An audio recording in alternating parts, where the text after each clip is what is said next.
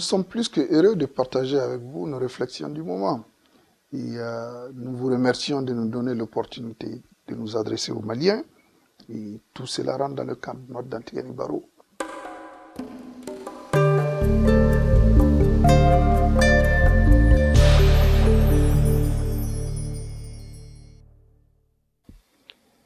Le Chiwara est composé des mots Bamana, Chi qui veut dire travail et Wara le lion. Le Chiwara est le symbole du courage, de l'abnégation et de la sagesse. La Convergence africaine pour le renouveau a choisi comme emblème le Chiwara parce que c'est un cimier qui glorifie le travail et encourage le labeur collectif dans notre société. Donc pour nous, tout militant de la CAR est un Chiwara. Et être Chiwara, c'est vouloir changer la société pour le bien-être des citoyens en s'appuyant sur les valeurs issues de notre culture. C'est aussi vouloir construire une société de responsabilité, de liberté et de solidarité orientée vers un développement durable. Je dirais aussi que être Chiwara, c'est vouloir faire de la famille le pivot de l'action politique et instaurer un dividende universel.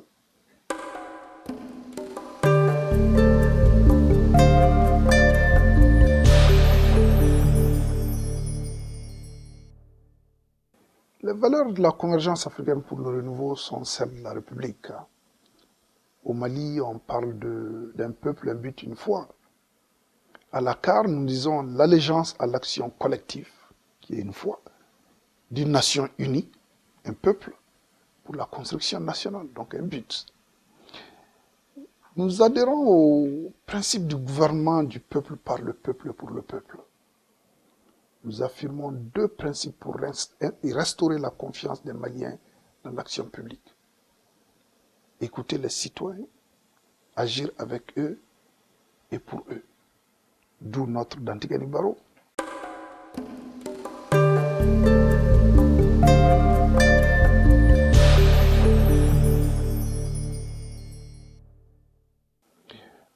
Nos thèmes reposent sur des valeurs fondatrices qui inspirent et guident notre engagement. Et cela veut dire faire de la famille la cellule de base de notre société. Nous voulons une démarginalisation des populations rurales. Nous voulons une démocratisation de la santé, de l'éducation et de la connaissance. Et nous voulons et nous insistons là-dessus qu'il faut l'accès au capital, l'accès des citoyens au capital. Nous voulons un renforcement des capacités de nos populations et une amélioration de leur performance. Nous voulons le maintien de l'ordre public et la sécurité des personnes. Nous voulons l'instauration de l'éducation et du droit civique. Et nous tenons à la modernisation des finances publiques. Nous ne croyons pas à une croissance économique sans développement ou à l'accumulation de richesses sans distribution significative ou même à l'absence de contrôle des ressources par les communautés.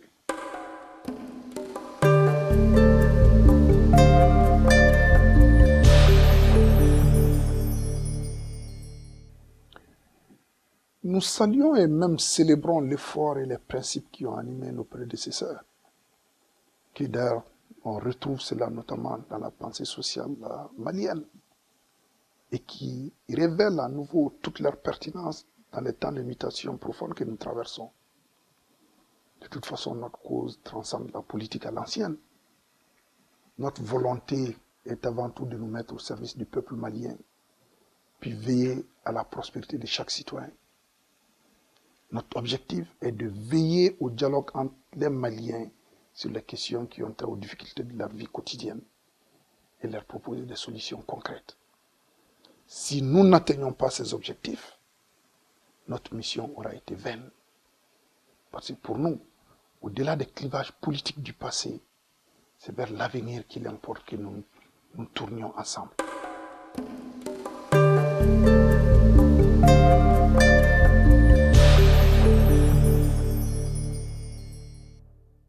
Comme vous le constatez, nous avons beaucoup de points d'interrogation élémentaires qui expliquent sans doute la situation dans laquelle notre peuple se trouve et plus particulièrement notre jeune population. Les exigences de notre société sont ignorées à cause de l'inadéquation des structures de commandement politique et économique dans notre pays. La démocratie est devenue une mode en Afrique.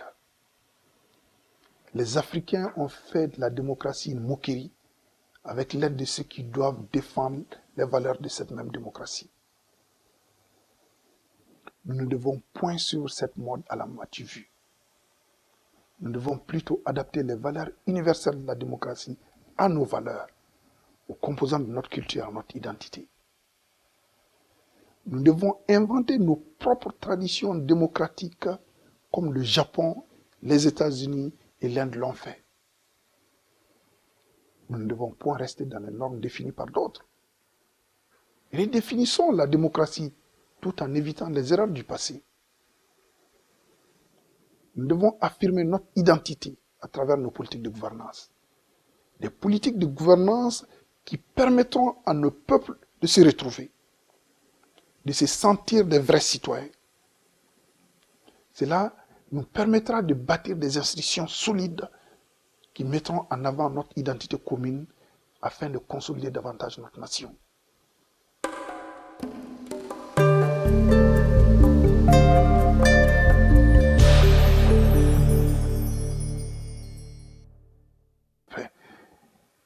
Les discours de nos leaders politiques sont en déphasage total avec la réalité.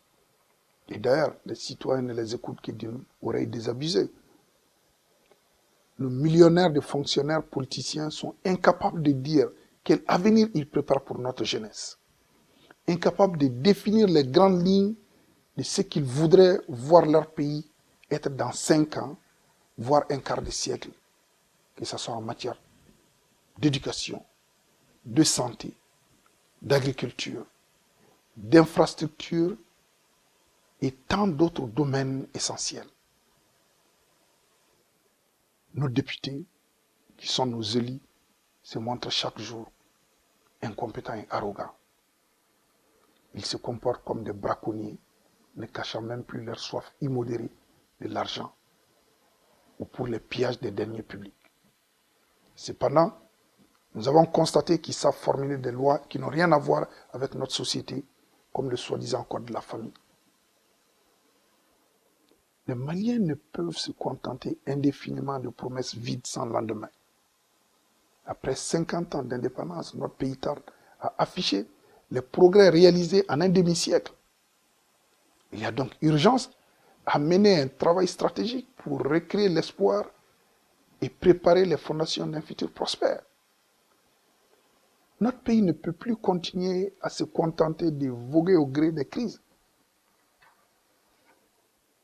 J'ajouterais qu'il est largement temps de se dire que l'avenir de notre pays ne passera certainement pas par les remèdes des institutions internationales.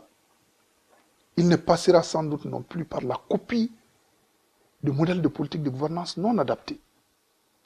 L'avenir de notre pays ne passera sûrement que par les braves et honnêtes Maliennes et Maliens.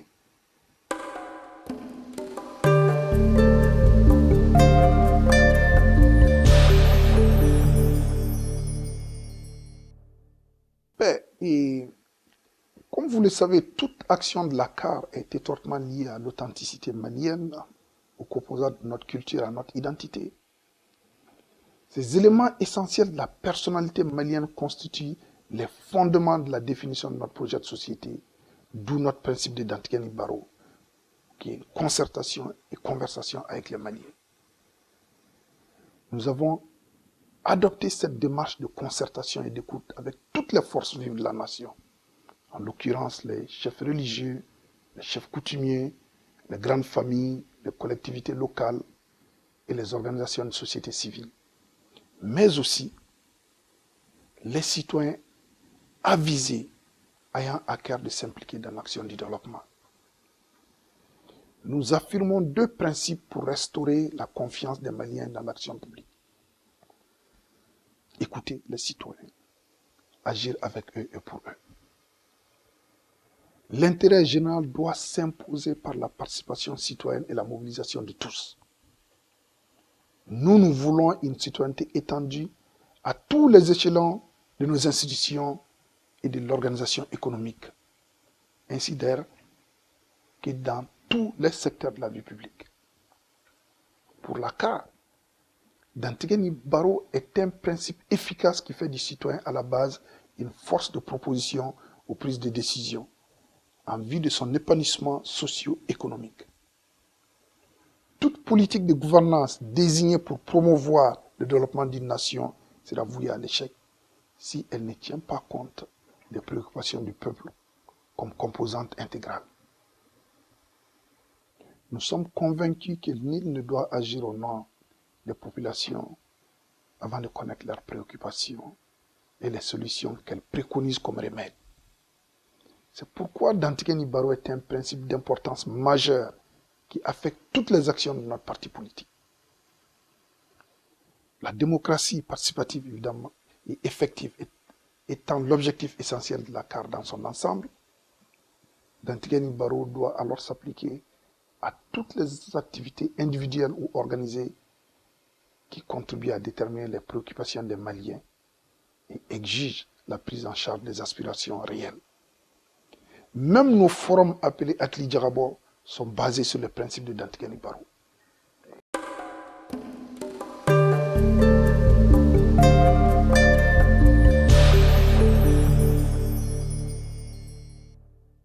Mais le progrès social résulte le plus souvent d'opposition. La conquête du pouvoir par le suffrage universel n'est efficace que si elle s'appuie sur des citoyens mobilisés et acteurs de leur propre changement. L'intérêt général doit s'imposer par la participation citoyenne et la mobilisation de toutes et de tous. Nous avons proposé une méthode pour le changement social. Celle-ci implique en particulier un travail d'éducation populaire tourné vers l'action, aidant la population à formuler le contenu des réformes pour sa propre émancipation, mais aussi de nouvelles pratiques de gouvernance et de gestion des institutions publiques. Nous devons tous de prendre l'engagement ferme d'œuvrer sans relâche en vue d'arracher les couches défavorisées de notre société à l'emprise de la pauvreté, de l'exclusion et du sous-développement, afin de réaliser le développement humain et durable qui constitue le véritable combat du Mali d'aujourd'hui et de demain. Il importe tout autant, et c'est notre conviction à la CAR, d'apporter la preuve de la manière dont les sociétés peuvent être transformées à partir de politiques saines, en faisant du Mali une vitrine de ce type de métamorphose.